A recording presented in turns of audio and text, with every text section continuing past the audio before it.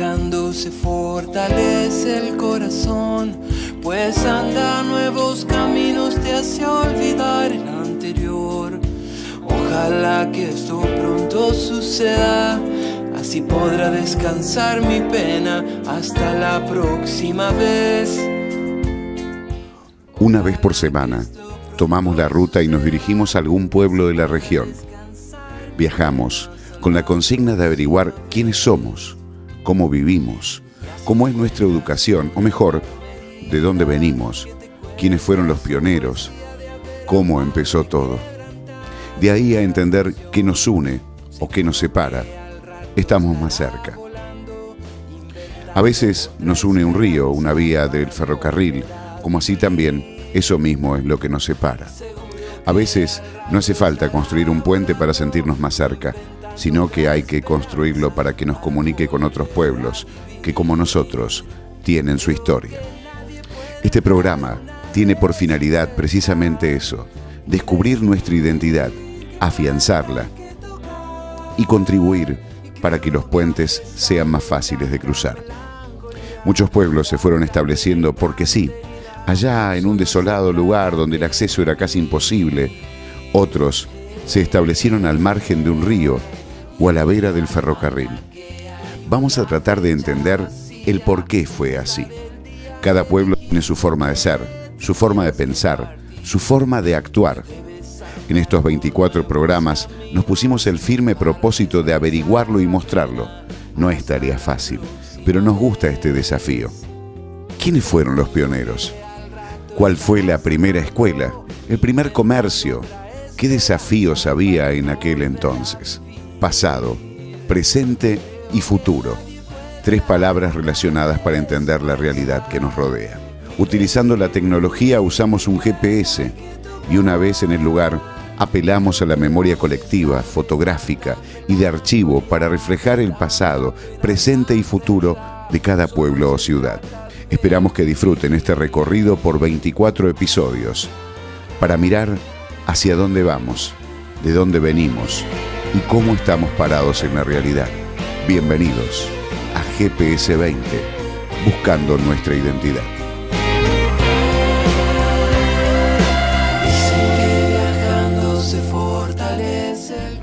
¿Cómo les va? Muy buenas noches, bienvenidos a otro episodio de GPS 20 Buscando Nuestra Identidad. Estamos ubicados en el reinaugurado Teatro Municipal, que dicho sea de paso fue reinaugurado hace poquitos días, el 11 de octubre de 2012. Un teatro que fue creado en 1955. La inversión para la reinauguración superó el 1.200.000 pesos. Estamos en este hermosísimo, coqueto teatro para presentarles nuestro programa que hacemos desde Etruria.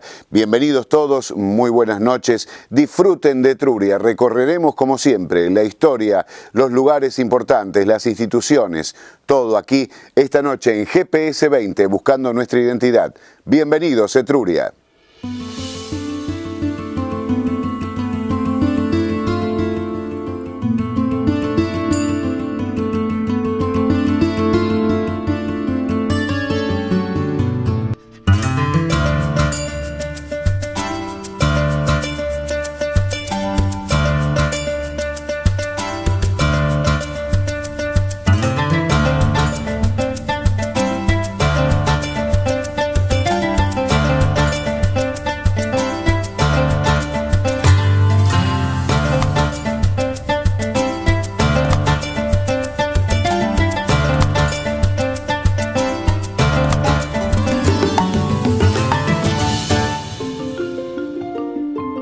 Etruria es una localidad ubicada al sudeste de la provincia de Córdoba, Argentina, en el departamento General San Martín. Se encuentra sobre la ruta provincial número 4, a 58 kilómetros de La Carlota, ruta 8, y a 60 kilómetros de Villa María en ruta 9. Es un pueblo de llanura. Las bases de su economía son la agricultura y la ganadería. Tomó el nombre del imperio homónimo, pero en el cual sus antiguos habitantes eran los etruscos. Etruria tiene una tasa de crecimiento del 2,9% y una población, al censo del 2001, de 4.900 habitantes. Fundada el 17 de mayo de 1893 por Santiago Díaz, la población tomó su nombre de la estación ferroviaria que la precedió y que fue establecida por el ingeniero italiano Pedro Pellecci de Toscana, antigua Etruria. La primera locomotora del ferrocarril Pacífico llega el 25 de octubre de 1890, recorriendo dicho trazado que llega hasta Rufino, provincia de Santa Fe. Dicho ramal fue levantado en 1970. Santiago Díaz, un hombre de negocios domiciliado en la ciudad de Córdoba, propietario de 8.824 hectáreas de tierra virgen del lugar denominado Macho Muerto, decide lotear para acogerse a la Ley de Inmigración y Colonización, la Ley 761/76, dictada en 1876, que lo beneficiaba en la exhibición de impuestos por 4 años si lograba radicar inmigrantes con sus familias y organizar una colonia. Más tarde, los señores Garzón, Díez y Farga fueron los que realmente cumplieron con el gobierno al donar terrenos necesarios para la plaza, el cementerio y otros solares fiscales, siendo notificados el 16 de septiembre de 1897 por el gobierno provincial que se concedían nuevamente los beneficios fiscales que otorgaba la Ley de Colonias. Etruria es el conglomerado urbano con más crecimiento demográfico sostenido en los últimos años en la zona. La localidad está aumentando la población y su dinámica económica y social se advierte con solo recorrer sus calles. Héctor Mario Baravale es el intendente de Etruria. Tiene 53 años, nació y se crió acá. Y está muy orgulloso de ser parte de este pueblo. Intendente, ¿qué recuerdos tiene de su infancia? El mejor de los recuerdos con todo, con la infancia, con la escuela, con los amigos. ¿Cómo era Etruria, digamos, 40 años atrás? Etruria, y bueno, por supuesto, con sus calles de tierra, con su iluminación, con los cables que cruzaban en la esquina, con las casas viejas, es decir, con un caserío viejo. En los primeros tiempos todavía estaban las vías del tren que después fueron levantadas. Fui testigo cuando fueron levantadas.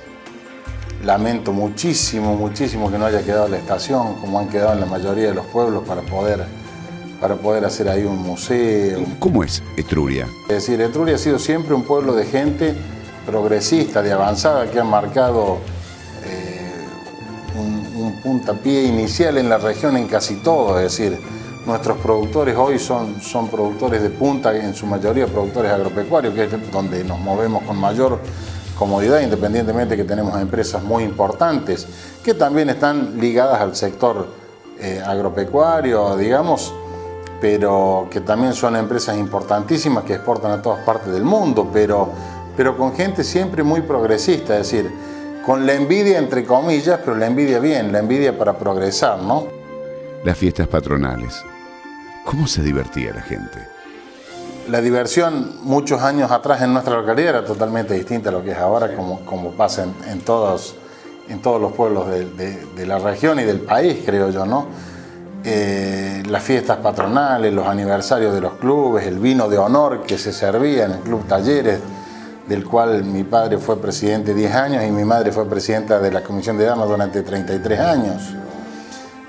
O sea que he pasado fiestas, del colchón que me tiraban en un rincón del salón cuando había alguna cena, algún lunch o algún baile, y que nosotros íbamos y jugábamos hasta la 1, hasta las 2 de la mañana.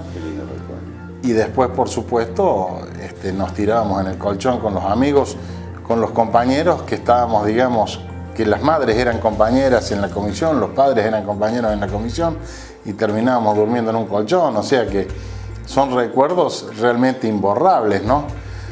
Que son, hoy por ahí uno se lo cuenta a nuestros hijos o a nuestros nietos, y por ahí te miran medio raro, como diciendo, pero qué antiguo que sos. Y bueno, y estamos hablando de 45 años atrás, ¿no? Nora Cataño es descendiente directa de uno de los fundadores del pueblo y responsable del Museo de Etruria. Ella se ocupó de escribir el libro que cuenta la historia de este pueblo. ¿Cuándo nace Etruria? En el 1890, cuando trazan la línea del ferrocarril de Villa María a La Carlota. El ingeniero Pellecci fue el que le puso el nombre a la estación. ¿Por qué Etruria? recordando su tierra italiano. Hay un pueblo en Etruria. Hay una civilización que se perdió bajo un volcán. Se llamaba Etruria. Los etruscos, que fue la civilización más adelantada de Italia. Entonces, recordando eso, le puso Etruria. En una época remota había una especie de exención de impuestos a quienes fundaban colonias o pueblos. Los requisitos eran traer inmigrantes que poblaran la zona. ¿Qué pasó una vez fundada la colonia? Don Santiago Díaz, que en ese momento él estaba como presidente del Banco de la provincia de Córdoba, en la ciudad de Córdoba. Y cuando hacen la ley de colonias en el 888, había un beneficio para el que fundara una población a menos de 5 kilómetros de las estaciones de ferrocarril. Y por eso se fundaron tantas poblaciones a lo largo del ferrocarril.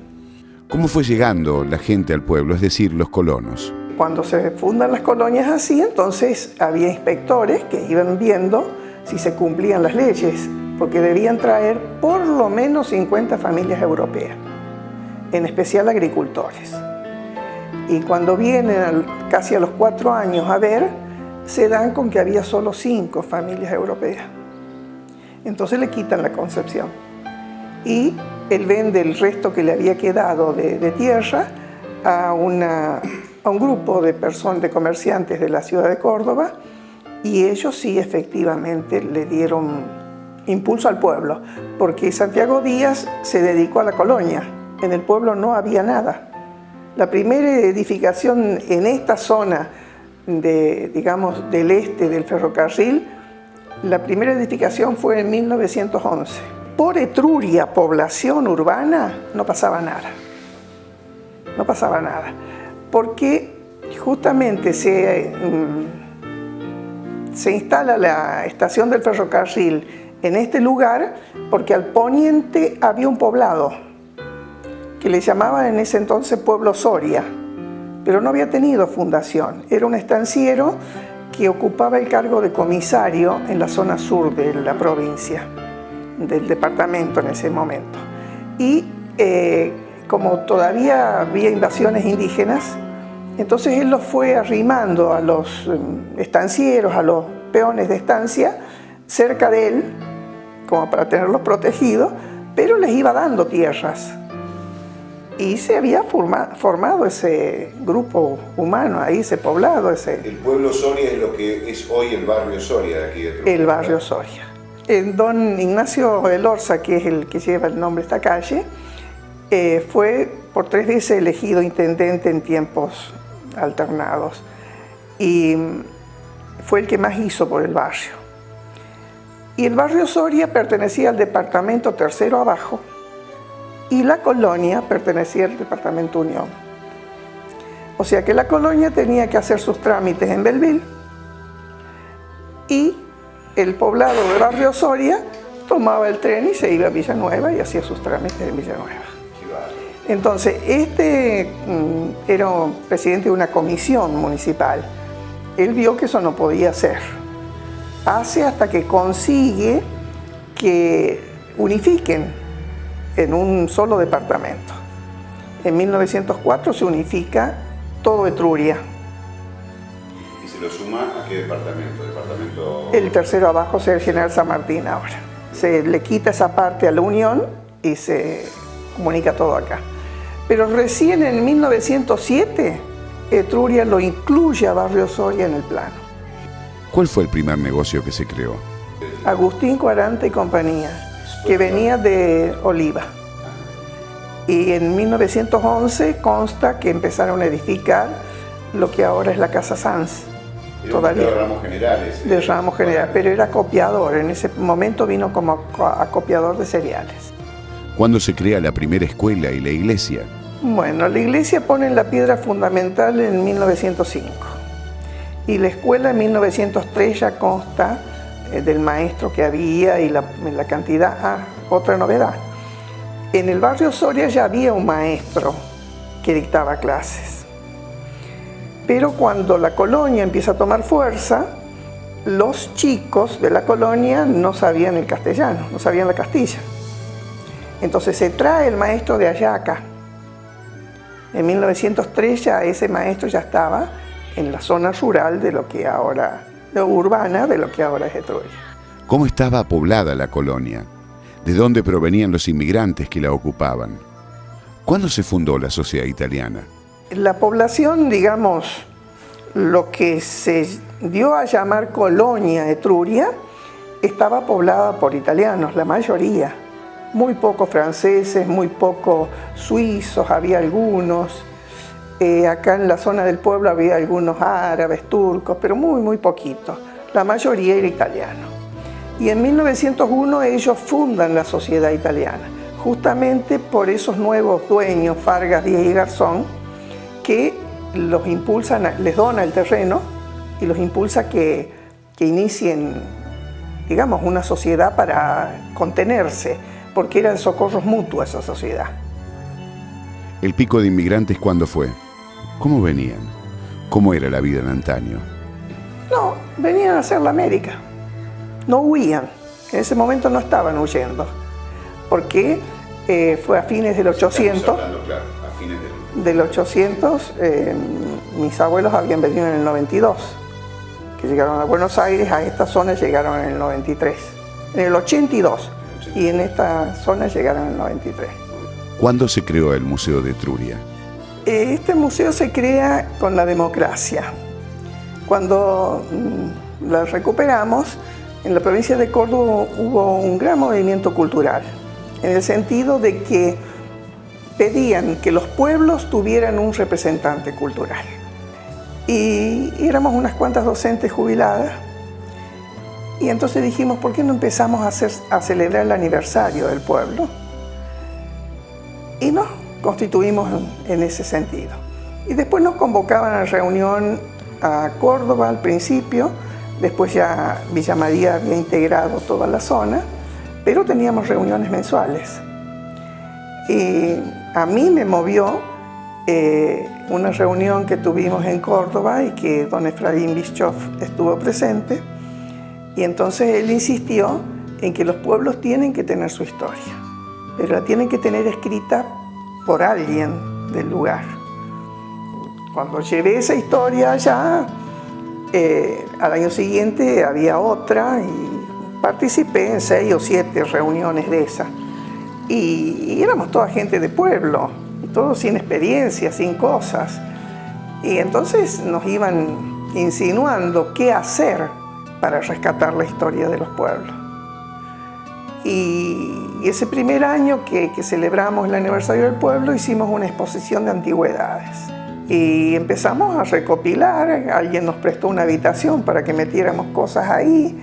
Y bueno, ya cuando tuvimos más de 100 piezas, pedimos un local. ¿Cómo definiría al poblador de Etruria? Yo creo que es un pueblo que se ama mucho, que se respeta mucho. Digamos, a pesar de que hay 2 clubes y rivalidades, pero por eso en la bandera los tenemos a los 2. En la bandera del pueblo están los 2 clubes. Pero hay empeño y hay cosas. Las escuelas han ido mejorando, pero notablemente. Es una cosa que a lo que yo las conocí, a lo que es ahora, es todo otra. El secundario se fundó sin nada, trabajamos 3 años sin cobrar. Y era toda gente de pueblo, no era gente ni siquiera universitarios. Había 2 universitarios, un farmacéutico y un abogado. Y los demás éramos docentes comunes, ni siquiera profesores. Y ahora que usted vive acá desde los 18 años, digamos, ¿cambiaría este pueblo por algún otro lugar en el mundo? No. Yo viví 9 años en Córdoba, me anoté en la universidad y cuando vine a hacer las vacaciones acá para volverme, le avisé a mi hermana, no me esperes que no voy. No vuelvo a Córdoba.